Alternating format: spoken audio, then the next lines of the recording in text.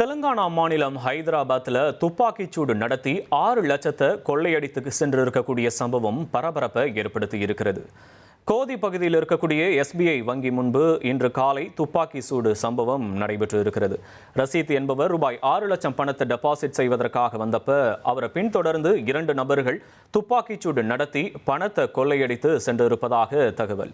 இதில் ரசீத் காலில் பலத்த காயமடைந்து மருத்துவமனையில் அனுமதிக்கப்பட்டிருக்கிறார். தகவல் அறிந்து வந்த போலீசார் சம்பவ இடத்துல விசாரணை நடத்திட்டு இருக்காங்க. அப்பகுதி மற்றும் அருகில் இருக்கக்கூடிய கடைகளில் இருக்கக்கூடிய CCTV காட்சிகளை ஆய்வு செய்து இருசக்கர வாகனத்தில் தப்பிய கொள்ளையர்களை பிடிக்கும் பணியிலையும் போலீசார் தீவிரமாக ஈடுபட்டு இருக்கிறார்கள். அந்த CCTV காட்சிகளை தான் தற்போது நாம பார்த்துட்டு இருக்கோம். இனி செல்லும் இடமெல்லாம் செய்தி.